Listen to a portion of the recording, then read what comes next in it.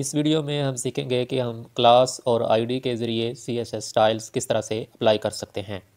इससे पिछली वीडियो में हमने पैराग्राफ पे एक स्टाइल अप्लाई किया था, उसका कलर हमने रेड किया था। तो हमारे HTML पेज पे दो पैराग्राफ टैग्स थे, तो वो स्टाइल दोनों टैग्स पे अप्लाई हो गया क्योंकि हमने टैग नेम को एज अ सिलेक्टर यूज़ किया था।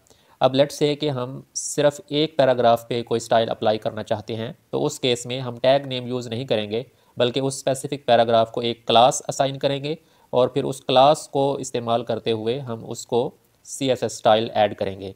यानी उस क्लास को इस्तेमाल करते हुए हम उस पैराग्राफ का कलर चेंज करेंगे। तो सबसे पहले हमने पैराग्राफ में क्लास ऐड की फर्स्ट पी के नाम से, और फिर स्टाइल डॉट CSS के अंदर हमने सबसे पहले डॉट लिखा, डॉट के बाद हमने क्लास नेम ऐड किया और फिर ब्रैकेट्स के अंदर हमने उसको कलर असाइन कर दिया रेड।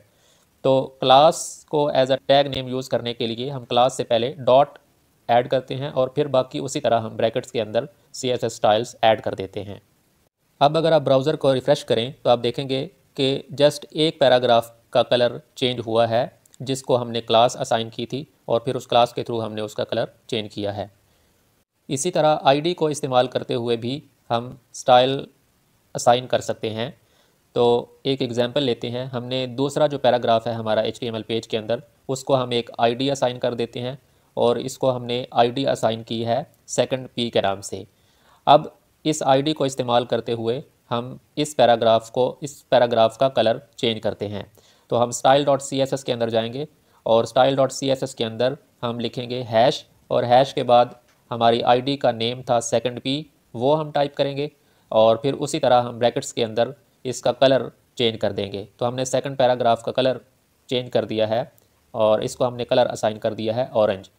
तो जो इम्पोर्टेंट नोट करने वाली चीज़ ये है कि अगर आप क्लास नेम को एज अ सेलेक्टर इस्तेमाल कर रहे हैं तो क्लास नेम से पहले हम डॉट ऐड करते हैं, और अगर आप आईडी को एज अ सेलेक्टर यूज़ कर रहे हैं तो आईडी के नेम से पहले हम हैश ऐड करते हैं।